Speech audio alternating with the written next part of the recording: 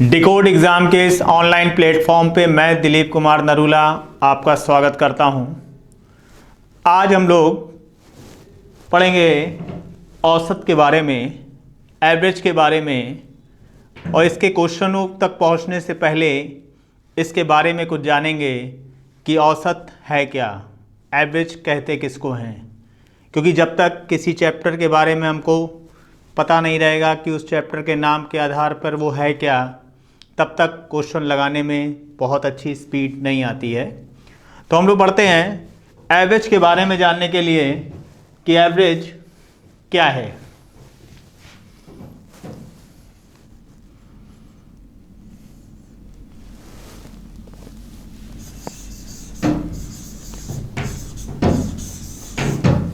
औसत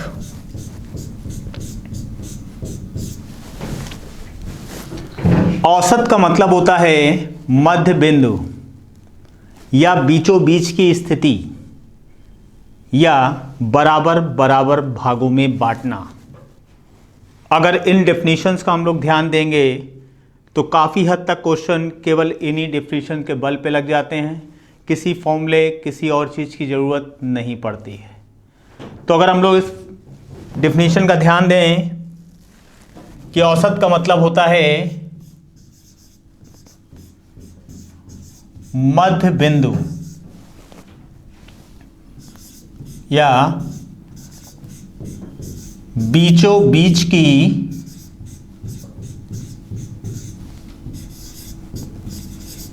स्थिति या बराबर बराबर भागों में बांटना। इसमें सबसे मेन डेफिनेशन है हमारी मध्य बिंदु कि अगर मध्य बिंदु को हमने कॉन्सेप्ट पे उतार लिया, इसका कॉन्सेप्ट अच्छा कर लिया, इसको याद रख लिया, तो आप ये समझिए क्वेश्चन लगाना बहुत आसान हो जाएगा और क्वेश्चन में ज़्यादा प्रॉब्लम नहीं आएगी। अब मध्य बिंदु के बाद अगर हम लोग अगले चरण पे बढ़ें कि औसत होता क्या है, औसत का फॉर्मूला क्या होता है। औसत बराबर होता है दिए गए परिणामों का योग बटे उनकी संख्या। अब यहां पर ध्यान दीजिए, तीन अज्ञात राशियां हमारे पास हैं। इसमें से क्वेश्चन हमको दो राशियां देगा, दो राशियों के बारे में बताएगा और तीसरे का मान हमको निकालना होता है। तो सबसे मेन क्या होता है कि क्वेश्चन पढ़ने के बाद अगर हमको ये पता लग जाए कि इनमें से कौन सी दो वैल्यू हमारे पास हैं और तीसरी कौन सी निकालनी है, तो प्रॉब्लम नहीं आती। प्रॉब्लम उसी कंडीशन पे आएगी, उसी कारण आएगी कि हमको क्वेश्चन पढ़ने के बाद ये ना क्लियर हो पाए कि इनमें से कौन सी दो वैल्यू दी हुई हैं। तो इसको अगर ध्यान दें कि अगर औसत हमसे पूछा जा रहा है तो हमको क्या करना है, संख्याओं का योग करना है और जितनी संख्याएं हैं उससे डिवाइड करना है। अगर इसी जगह सेकंड कंडीशन पे हमसे पूछ ले कि संख्या बराबर क्या होता है, संख्या बराबर होता है योग बटे औसत। अब तीसरी चीज पूछ सकता है हमसे योग बराबर क्या होता है। योग बराबर होता है औसत गुणे संख्या। तो तीन अज्ञात राशियां, तीन तरह के फॉर्मूले, तीन तरह के क्वेश्चन की लास्ट लाइन, यानी क्वेश्चन के अंतिम शब्दों में आपको इन तीन में से कोई एक चीज जरूर मिलेगी। तो इसका हमको ध्यान देना है। औसत पूछेगा तो योग बटे संख्या, संख्या पूछेगा योग बटे औसत, और योग पूछेगा तो औसत गुणे संख्या। अब इस डेफिनेशन का भी ध्यान देते हुए कि मध्य बिंदु, इन तीनों में सबसे मेन फोकस आपको दिलाया जा रहा है मध्य बिंदु पे, कि अगर मध्य बिंदु को हमने ध्यान दे दिया तो क्वेश्चन लगाना कितना आसान होगा, वो भी हम लोग क्वेश्चन पे बढ़ेंगे तो उसके बारे में जानेंगे, उसको देखेंगे कि कैसे जल्दी क्वेश्चन लगाए जा सकते हैं। तो हम लोग बढ़ते हैं पहले क्वेश्चन पे 19 विद्यार्थियों का औसत वजन 41 किलोग्राम है। एक नए विद्यार्थी के आने से औसत वजन 1 किलोग्राम बढ़ जाता है। नए विद्यार्थी का वजन बताइए। अब इसमें सबसे पहले क्वेश्चन सॉल्व करने से भी पहले हमको ये पता होना चाहिए कि 3 में से कौन सी 2 वैल्यू हमारे पास हैं और तीसरी कौन सी हमको निकालनी है। अब इसमें कह रहा है आपसे 19 विद्यार्थियों का औसत,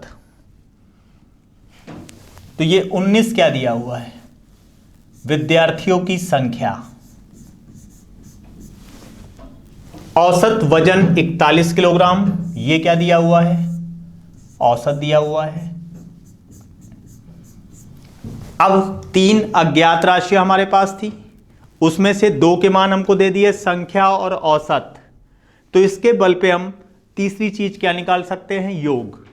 योग बराबर क्या होता है, अभी हम लोग ने डिस्कस किया था।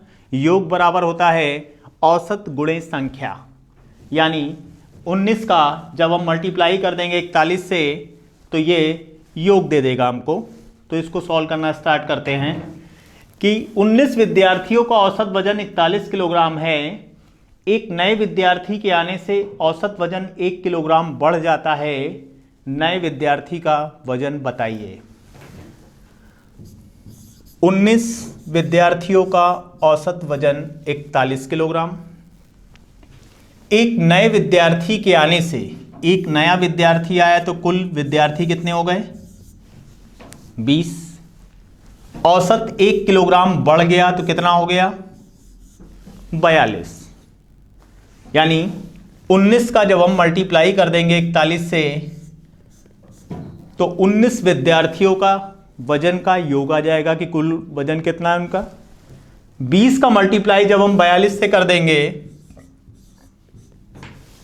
तो 20 विद्यार्थियों का कुल वजन कितना है वो आ जाएगा। 20 विद्यार्थियों के कुल वजन से जब आप 19 विद्यार्थियों का कुल वजन माइनस करेंगे, घटा देंगे, तो जो नया व्यक्ति आया है उसका वजन आ जाएगा और वही हमसे क्वेश्चन में पूछा गया है। तो अब इसको सॉल्व करते हैं। 19 का जब आप मल्टीप्लाई करेंगे 779 779 किलोग्राम, 20 का मल्टीप्लाई करेंगे 840 में जब ये वैल्यू माइनस की जाएगी तो हमारा आंसर आ जाएगा 61 kg, यानी 61 किलोग्राम, और ऑप्शन टिक कर देंगे हम डी। अब इस क्वेश्चन में आपने मल्टीप्लाई किया, उसके बाद डिफरेंस लिया, अंतर लिया और आंसर आ गया। अब अगर इसी क्वेश्चन को ट्रिक से करना है, जल्दी करना है, तो उसके लिए हमको इस पे दूसरा तरीका लगाना पड़ेगा। उसको थोड़ा सा ध्यान देते हैं।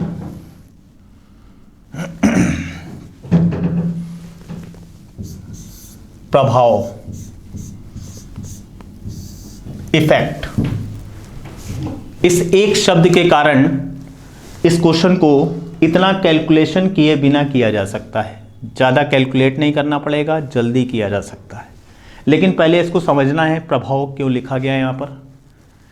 किसी के आने या जाने से बाकी लोगों में क्या प्रभाव पड़ा, अगर इस चीज़ का ध्यान अगर हम लोगों ने दे दिया तो इस क्वेश्चन को उसी जगह ख़त्म किया जा सकता है। किसी के आने या जाने से बाकी लोगों में क्या प्रभाव पड़ा, उसको ध्यान देते हैं हम लोग इस क्वेश्चन पे कि 19 विद्यार्थियों का औसत वजन है हमारे पास 41 किलोग्राम। एक नए विद्यार्थी के आने से कितने लोग हो गए, 20। औसत 1 किलोग्राम बढ़ गया, कितना हो गया, 42। अब हमको प्रभाव जो चेक करना है, इस एक विद्यार्थी के आने से इनके औसत पे क्या प्रभाव पड़ा, 1 किलोग्राम का। औसत का प्रभाव चेक करना है, कितना आया, 1 किलोग्राम का। पहले हमारे पास कितने लोग थे, 19। अभी और कितने लोग आए, 1। तो प्रभाव किन पे पड़ेगा, किसी के आने या जाने से जो बाकी लोग बचते हैं प्रभाव उन पे पड़ता है, यानी प्रभाव पड़ेगा इन पे। प्रभावित कौन कर रहा है, ये नया व्यक्ति, तो किसी के आने या जाने से जो बाकी लोग हैं प्रभाव उन पे पड़ेगा। वो प्रभाव आपने चेक किया कितना पड़ रहा है, 1 किलोग्राम का। तो प्रभाव किन पे पड़ रहा है, 19 लोगों पे। तो यहां पर औसत का जो प्रभाव आया है, अंतर आया है, उसका मल्टीप्लाई करना है हमको। पहले जितने विद्यार्थी थे हमारे पास, इनका मल्टीप्लाई करने के बाद कितनी वैल्यू आई हमारे पास, 19। अब 19 इसमें या तो जोड़ना है या घटाना है, दो चीजें। जोड़ना कब है, जब औसत बढ़ने की बात करेगा। घटाना कब है, जब इस जगह क्वेश्चन में औसत घटने की बात कर दे। दो ही कंडीशन है केवल इसकी, या तो औसत बढ़ने की बात करेगा या औसत घटने की बात करेगा। जितना प्रभाव आएगा उसका आप मल्टीप्लाई करेंगे, पहले जितने विद्यार्थी थे, मल्टीप्लाई गुणा करने के बाद जो वैल्यू आएगी, जो मान आएगा, उसको यहां पर जोड़ेंगे क्योंकि औसत बढ़ रहा है। अब इसको अगर जोड़ दिया जाए, घटाने वाली चीज यहां से हटा दें क्योंकि इसमें औसत बढ़ने की बात हो रही है, तो इसको जोड़ने पर हमारा आ रहा है 61, जो इतना कैलकुलेट करने के बाद आया था। बस आपको ध्यान देना है प्रभाव कितना पड़ रहा है और कितने लोगों पे पड़ रहा है, उसका मल्टीप्लाई करने के बाद, उसका गुणा करने के बाद जो नया औसत है उसमें जोड़ेंगे बढ़ते समय और घटाएंगे जब औसत घट रहा होगा। तो यह आंसर आ गया हमारा 61 kg। अब इसी तरह अगले क्वेश्चन पे हम लोग बढ़ते हैं और उन पे देखते हैं कि उन तीन में से कौन सी चीज़ दी है और कौन सी हमको निकालनी है। 34 छात्रों का औसत वजन 46.5 किलोग्राम है। एक नए छात्र के आने से औसत वजन 500 ग्राम बढ़ जाता है। नए छात्र का वजन बताइए। अब इसमें भी देखिए, छात्रों की संख्या हमारे पास है, औसत वजन हमारे पास है। सेम टाइप क्वेश्चन, बस केवल डेसिमल में दिया है क्योंकि डेसिमल वाले, दशमलव वाले क्वेश्चनों में जल्द कैलकुलेट करते समय जल्दी में हम लोग से गलतियां हो जाती हैं। इसी वजह से एग्ज़ाम में ज़्यादातर कोशिश की जाती है कि दशमलव वाली संख्याओं को दिया जाए। तो यहाँ पर अगर हम इसको सॉल्व करें, 34 छात्रों का औसत वजन 46.5 है। एक नए छात्र के आने से औसत वजन 500 ग्राम बढ़ जाता है। अब यहाँ पर 46.5 किलोग्राम, यहाँ पर ग्राम। अब ये हो गया हमारा 47। इसको अंतर देखेंगे 500 ग्राम यानी आधा किलोग्राम का, आधे से मल्टीप्लाई कर दिया और ये वैल्यू आ गई 17। 17 इसमें जोड़ देंगे। जोड़ना क्यों है, क्योंकि औसत बढ़ने की बात कर रहा है। ठीक है, अब आंसर आ गया हमारा 64 किलोग्राम। केवल प्रभाव चेक किया गया क्योंकि अगर अभी आप 34 का मल्टीप्लाई 46.5 से करते तो कैलकुलेशन बहुत होता, फिर 35 का मल्टीप्लाई 47 से करते तो टाइम ज़्यादा लगता। टाइम को बचाते हुए हम लोग को आगे बढ़ना होता है, तो उसी तरह हम लोगों ने देखा, इस पे आंसर आ गया हमारा 64 किलोग्राम। अब आगे बढ़ते हैं हम लोग, अगले क्वेश्चन को देखते हैं। 19 छात्रों का औसत वजन 25 किलोग्राम है। एक नए छात्र के आने से औसत वजन घटकर 24.8 किलोग्राम रह जाता है। नए छात्र का वजन बताइए। अब इसमें ध्यान दीजिए, औसत घटने की बात कर दी है। अभी तक औसत बढ़ रहा था तो हम लोग क्या कर रहे थे, प्रभाव जितना पड़ रहा था गुणा करने के बाद जोड़ रहे थे। अब की बार औसत घटने की बात कर दी है तो हमको क्या करना है, घटा देना है, बाकी कोई चेंजेस नहीं आएगा इसमें। 19 छात्रों का औसत 25 किलोग्राम। एक नए छात्र के आने से औसत घटकर 24.8 किलोग्राम रह जाता है। कमी आई 0.2 किलोग्राम की। 25 में से 24.8 घटाएंगे तो आएगा 0.2। इसका मल्टीप्लाई किया 3.8 और अब की बार 3.8 घटा रहे हैं क्योंकि औसत घटने की बात कर रहा है हमसे। अब की बार बढ़ने की बात नहीं की, घटने की बात की, तो इसको घटा देंगे और ये आंसर आ जाएगा 21.0 यानी 21 किलोग्राम और आंसर टिक हो गया। तो बस छोटी छोटी बारीकियां जहाँ पे गलतियों के चांस है उसको अगर हम देखते हुए आगे बढ़ते हैं, रिवीजन करते हुए अच्छे से जाते हैं तो एग्ज़ाम में दिक्कत बिल्कुल भी नहीं आएगी। अब बढ़ते हैं हम लोग अपने अगले क्वेश्चन पे। 5 लगातार संख्याओं का औसत 41 है, सबसे बड़ी संख्या बताइए। 5 लगातार संख्याएं। लगातार संख्याएं कैसी होती हैं? क्रम से आने वाली संख्याएं। 5 लगातार संख्याएं। अगर इसको हम लोग सॉल्व करना स्टार्ट करें कि पहली संख्या अगर हम ले लें x, तो इसकी तुरंत बाद आने वाली संख्या x+1 और इसके बाद आने वाली संख्या x+2, x+3 और x+4, 4 और एक 5। 5 लगातार संख्याएं हो गई। इनका औसत दिया है 41। औसत बराबर क्या होता है भी हम लोगों ने डिस्कस किया था कि औसत बराबर होता है दिए गए परिणामों का योग बटे परिणामों की संख्या। यानी इनका योग करने के बाद 5 से जब हम इसको भाग दे देंगे, 5 से क्यों भाग देंगे? क्योंकि 5 संख्याएं हैं हमारे पास, पांचों संख्याओं का योग करना है, 5 से भाग देंगे तो औसत आएगा और औसत हमको दिया गया है 41, जिससे x का मान निकाला जाएगा और उसके बाद आगे क्वेश्चन को देखते हैं। इसको जोड़ लिया, जोड़ने के बाद इसको डिवाइड करना है आपको किससे? 5 से, और औसत हमारे पास है 41।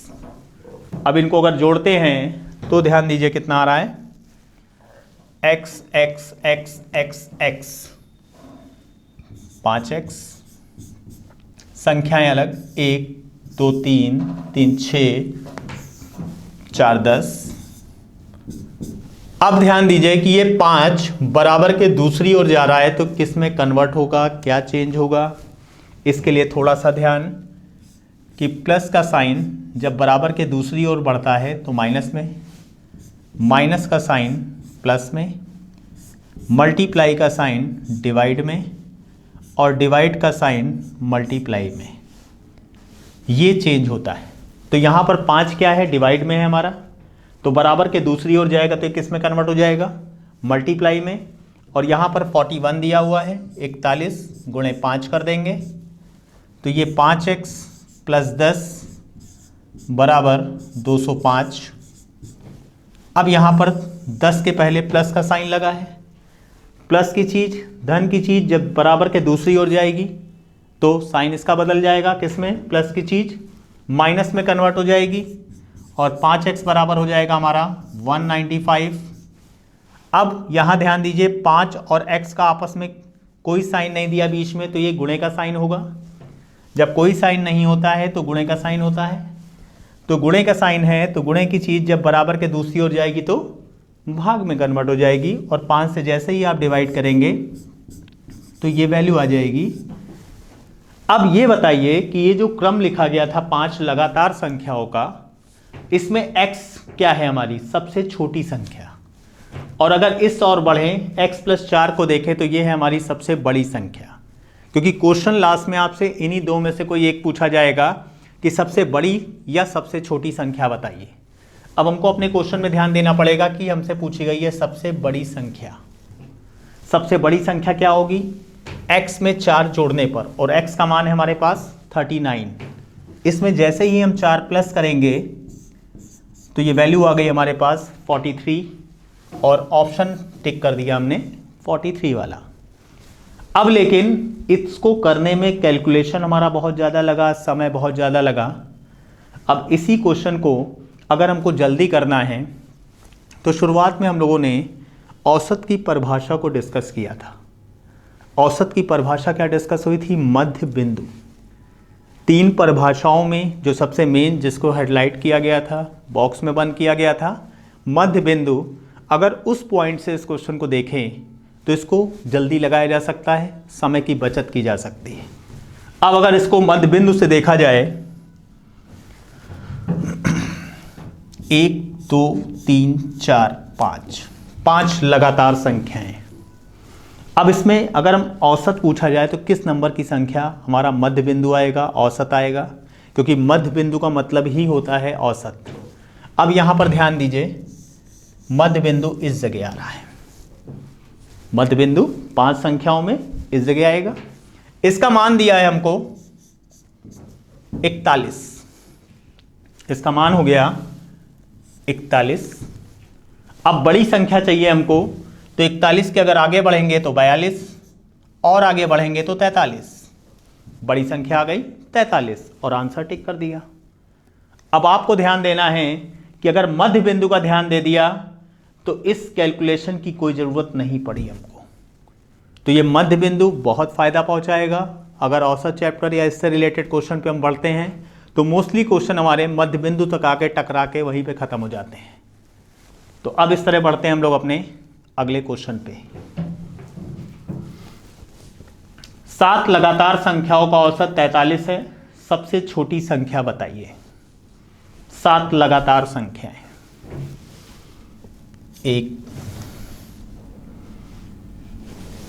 1 2 3 4 5 6 7।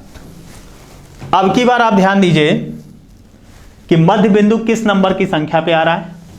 मध्य बिंदु आ रहा है हमारा इस जगह। मध्य बिंदु का ध्यान बस देते जाइए, देखिए क्वेश्चन की स्पीड कितनी अच्छी हो जाएगी।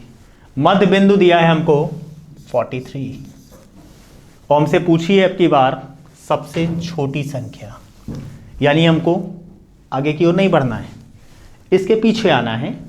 43 है, 42, 41, 40 और आंसर हो गया 40। अब एक तरफ वो x मान के प्रोसेस है हमारे पास, x, x+1, x+2, x+3 and so on.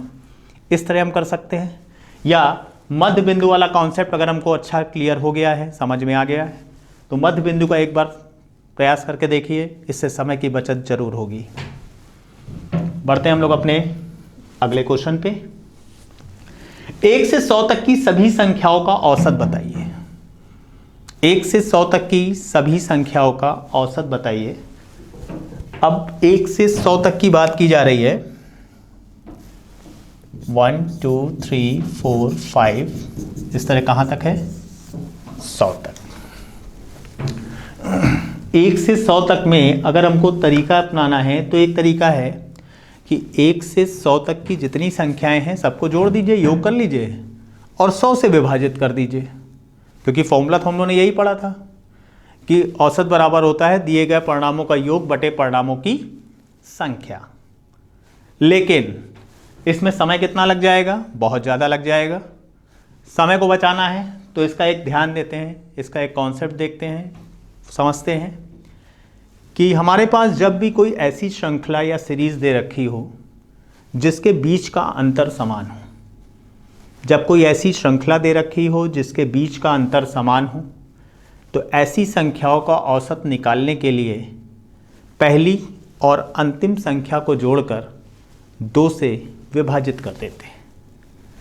पहली और अंतिम संख्या को जोड़कर 2 से विभाजित कर देते हैं। कब? जब ऐसी सीरीज, ऐसी श्रृंखला हो हमारे पास जिसके बीच का अंतर समान है, बराबर है। इस पे चेक करते हैं कि यहां ध्यान दीजिए, इनके बीच का अंतर, बीच का अंतर, बीच का अंतर, बीच का अंतर, अंतर देखिए समान रूप से चल रहा है। तो ऐसी संख्याओं का औसत कैसे निकाल सकते हैं हम? पहली और अंतिम संख्या को जोड़कर 2 से विभाजित,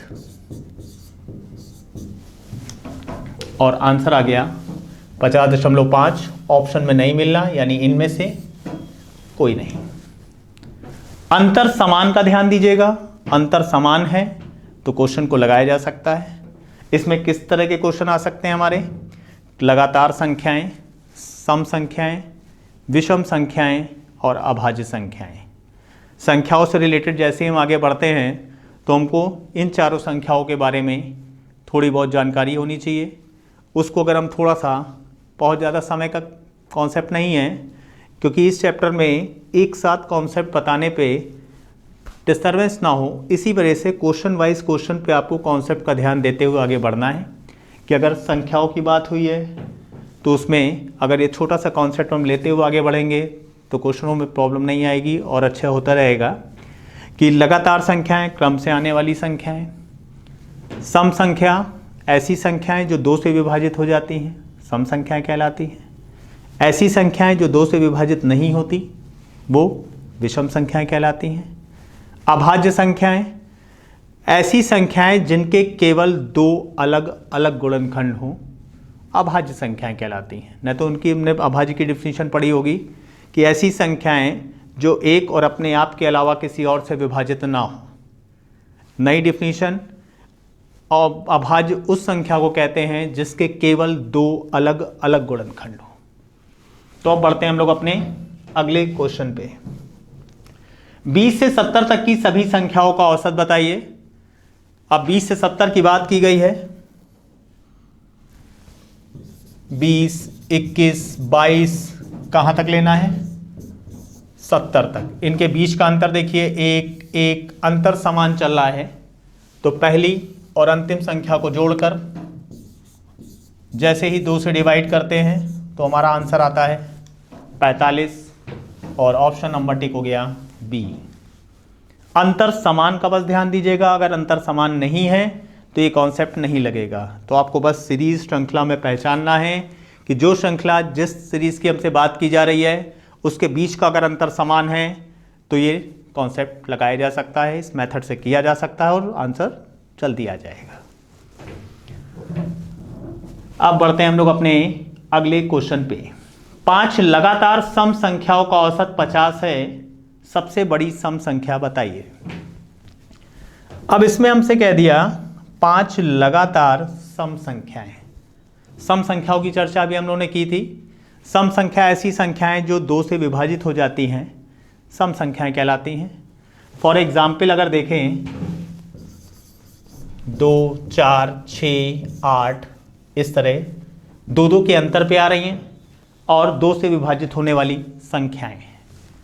अब इसमें अगर 5 लगातार सम संख्याओं की बात की गई है तो अगर पहली सम संख्या हम x ले लें तो अगली संख्या 2 जोड़ने पर, अभी हम लोग का क्वेश्चन था 5 लगातार संख्याओं का, उसमें सम या विषम नहीं दिया था, यहां पर सम दिया है।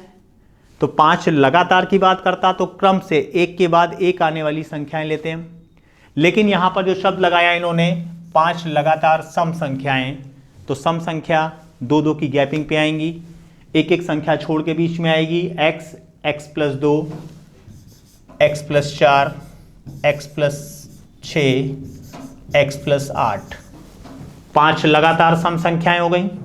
अब इनको अगर हम जोड़ते हैं, क्योंकि औसत का फॉर्मूला है हमारे पास दिए गए परिणामों का योग बटे परिणामों की संख्या। अगर इनको 5 से डिवाइड कर दें तो ये वैल्यू कितनी आ रही है? 50। x x x x x 5x, 2, 4, 6, 6, 12, 8, 20, 5 multiply हो जाएगा जाके, प्लस की चीज इधर जाके माइनस होगी, 230, 5 से डिवाइड होगा, x की वैल्यू 46। अब इस श्रृंखला की सबसे छोटी संख्या आ गई हमारी 46, लेकिन हमसे पूछा गया है सबसे बड़ी संख्या बताइए।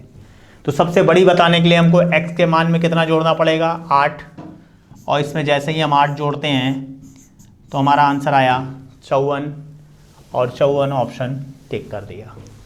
लेकिन फिर आपने देखा x मानते ही क्वेश्चन में कैलकुलेशन कितना ज़्यादा हो गया। इसको समय बचाना है, जल्दी करना है, तो ट्रिक कौन सी? पहले हम लोग चर्चा कर चुके हैं औसत की परिभाषा की। मध्य बिंदु साथ देगा और क्वेश्चन को जल्दी करवाएगा। तो मध्य बिंदु से अगर इस क्वेश्चन को लगाएं हम लोग 1, 2, 3, 4, 5, मध्य बिंदु इस जगह आएगा।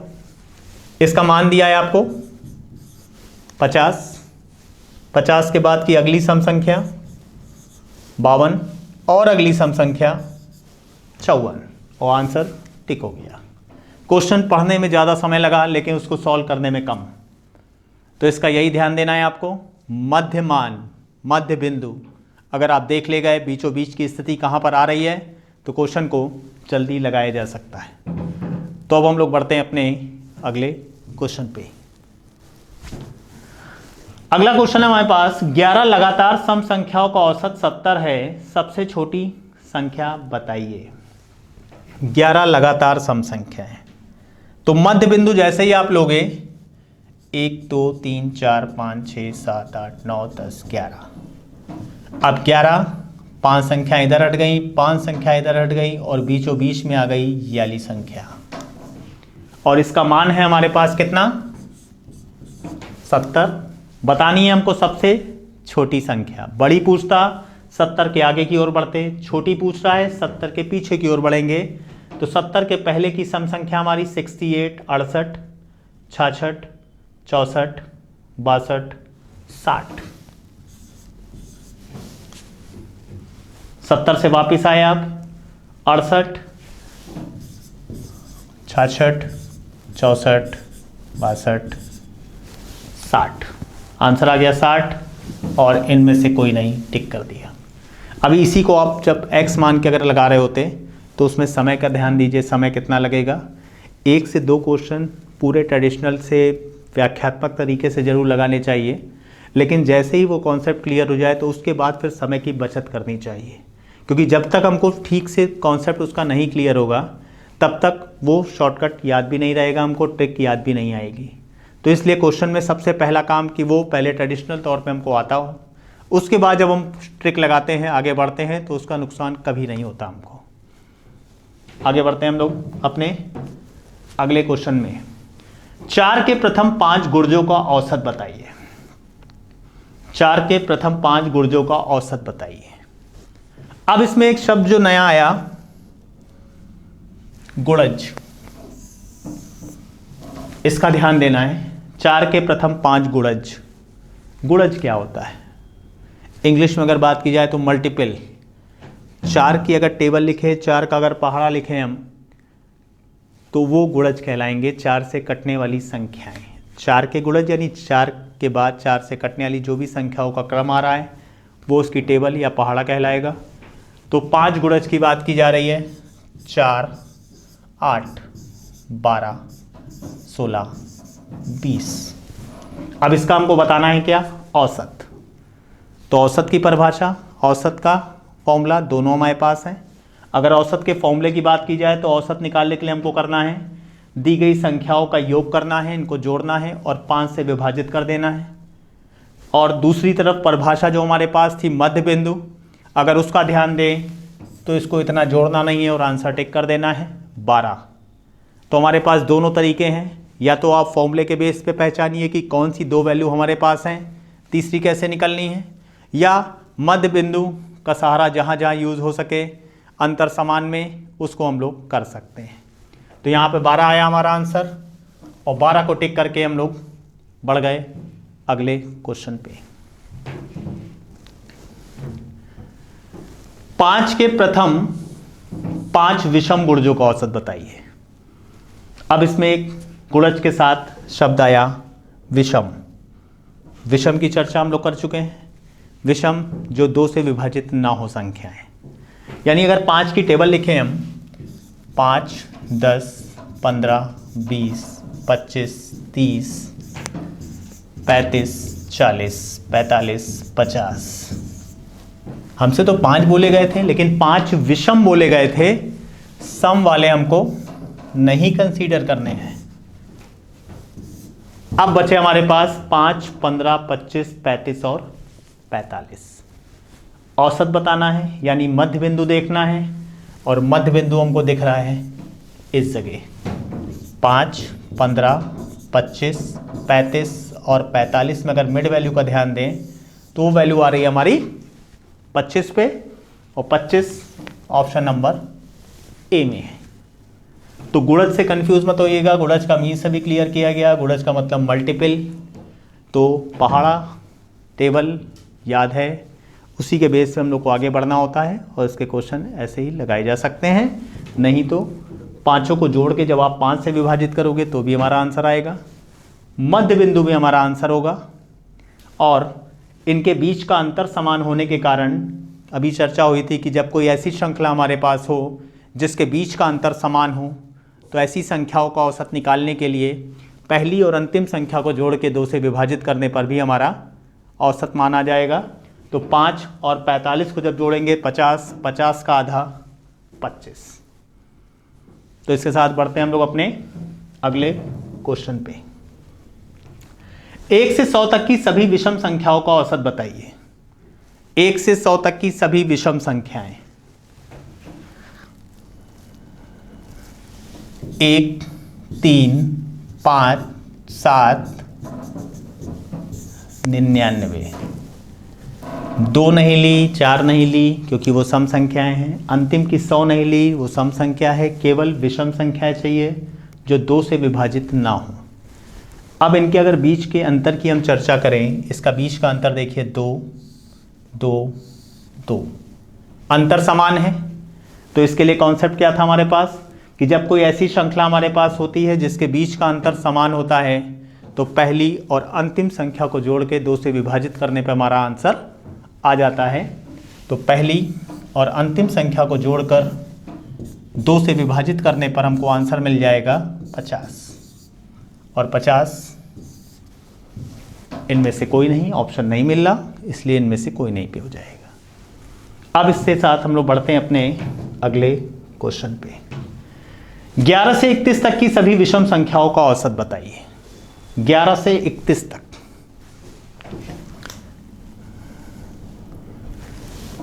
11, 13, 15, 17, इस तरह लास्ट नंबर हमको बोल रहा है कौन सा। इनके बीच का अंतर समान, तो कैसे लगेगा, पहली अंतिम संख्या को जोड़ के 2 से विभाजित कर देंगे। पहली और अंतिम संख्या को जोड़ा, 2 से विभाजित किया और आंसर आया 21, ऑप्शन नंबर ए। तो बस ध्यान देना है हमको, मध्य बिंदु आपने ध्यान दिया कि मध्य बिंदु का यूज़ करते करते कितने क्वेश्चनों पे फॉलो करता चला जा रहा है।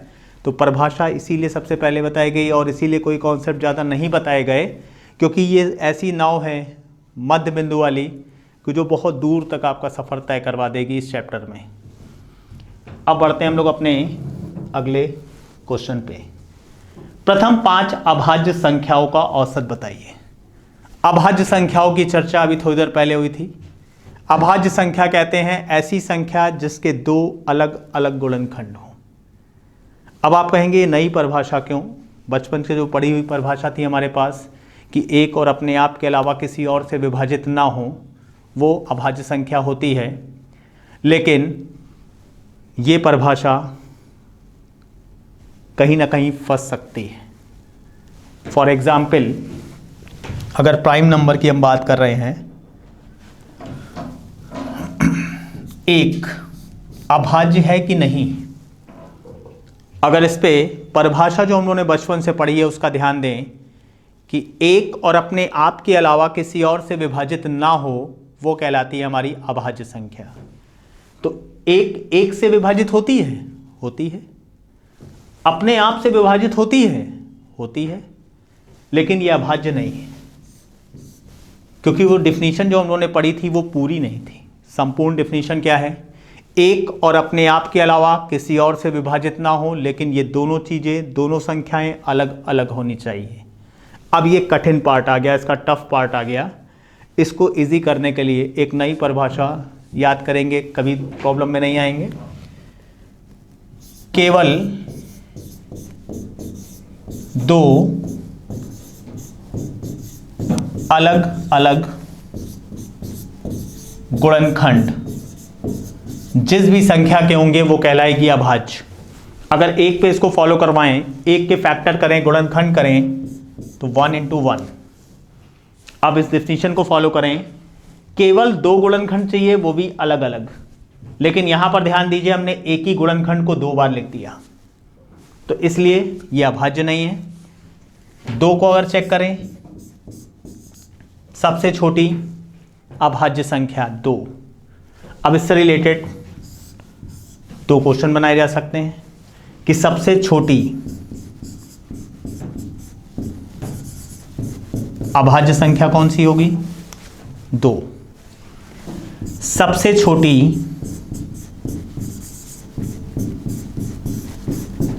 समअभाज्य संख्या कौन सी होगी? 2। तो सबसे छोटी संख्या से रिलेटेड ये हमारे पास हो गया।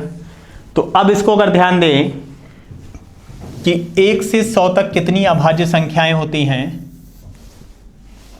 25 अभाज्य संख्याएं। 25 प्राइम नंबर, 2 3 5 7 11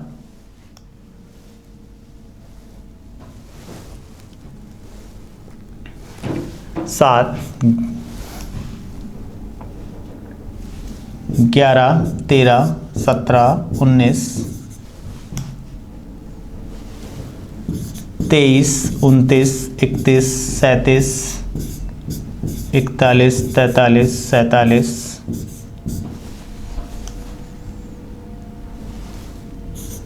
53 59 61 67 71 73 79 83 89 97। 25 अभाज्य संख्याएं। इनमें प्रथम 5 अभाज्य संख्याओं का औसत बताना है। लेकिन इस पे अगर हम परिभाषा की बात करें, मध्य बिंदु की बात करें, तो इस पे मध्य बिंदु वाला पार्ट हम नहीं लगा सकते, कॉन्सेप्ट नहीं लगा सकते। क्यों? क्योंकि मध्य बिंदु के लिए आपको बताया गया था जहाँ जहाँ पर अंतर समान चल रहा होता है उस जगह मध्य बिंदु वाला परिभाषा आप फॉलो करवा सकते हैं। यहाँ पर ध्यान दें अगर हम लोग, तो यहाँ पर देखिए 1 की गैपिंग, 2 की गैपिंग, 2 की गैपिंग, 4 की गैपिंग, अंतर समान नहीं है। तो अब इसके लिए हमारे पास क्या रास्ता? इन पांचों संख्याओं को जोड़ के 5 से विभाजित करना पड़ेगा। इनको अगर जोड़कर 5 से विभाजित करें हम, तो 2 3 5 5 10 7 17 11 28। 28 को 5 से भाग देंगे तो ये वैल्यू आएगी 5.6 और ऑप्शन 5.6 नहीं मिल रहा और ऑप्शन टिक हो जाएगा हमारा डी। इसका ध्यान देना है हमको। तो अभाज्य संख्याओं का ध्यान दीजिएगा। 25 अभाज्य संख्याएं होती हैं। अभाज्य संख्या कहते हैं केवल 2 अलग अलग गुणनखंड होने के कारण। सबसे छोटी अभाज्य संख्या 2 होती है, सबसे छोटी समअभाज्य संख्या 2 होती है। कई क्वेश्चनों का निर्माण कर देती है अभाज्य संख्याएं। मध्य बिंदु वाला कॉन्सेप्ट नहीं लगेगा क्योंकि इनके बीच का अंतर समान नहीं है। अब इसी तरह के क्वेश्चन को और देखते हैं, अभाज्य संख्याओं से रिलेटेड क्वेश्चन को। प्रथम 11 अभाज्य संख्याओं का औसत बताइए। तो प्रथम 11 अभाज्य संख्याओं के औसत की बात की गई, शॉर्टकट लगना नहीं है। प्रथम 11 अभाज्य संख्याओं को हमको जोड़ के 11 से विभाजित करना पड़ेगा। अब पिछले क्वेश्चन पे जो संख्याएं लिखी गई थी, प्रथम 11 कहाँ तक आ रही हैं? 4 4 8 3 11, यानी यहाँ तक हमको काउंट करना है। 28 यहाँ तक आ गया था, 2 3 5 5 10 7 17 11 28 और 13 41 58 77 100 160। 160 को डिवाइड करना है 11 से। 160 को जब हम 11 से डिवाइड करते हैं, 160 को 11 से डिवाइड करने पर 11 एक नम 11 चौक 44 6/11 और ऑप्शन नंबर टिक हो गया 14 सही 6/11। यानी इसमें शॉर्टकट नहीं लगा, इसमें आपको बस ध्यान देना है।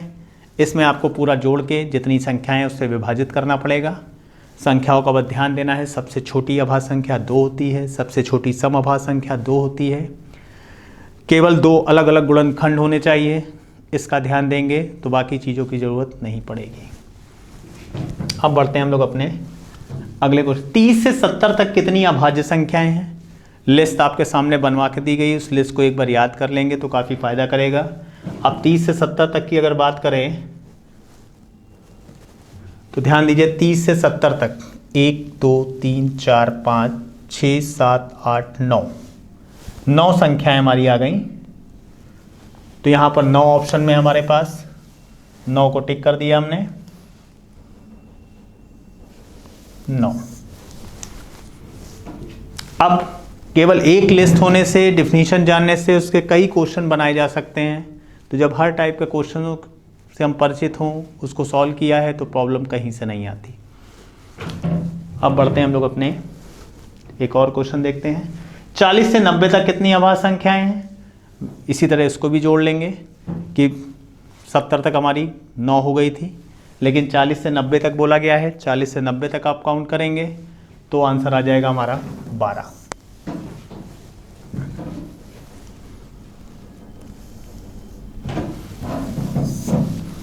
तो इस तरह हमने देखा कि अगर मध्य बिंदु का हम सहारा लें, साथ लें, उसका कॉन्सेप्ट क्लियर रखें, तो काफ़ी हद तक क्वेश्चन लगाए जा सकते हैं जल्दी। और औसत से रिलेटेड फॉर्मूले आपको बताए गए। 3 अज्ञात राशियां होती हैं जिसमें 2 के मान हमको क्वेश्चन में मिलते हैं और तीसरा हमको निकालना होता है।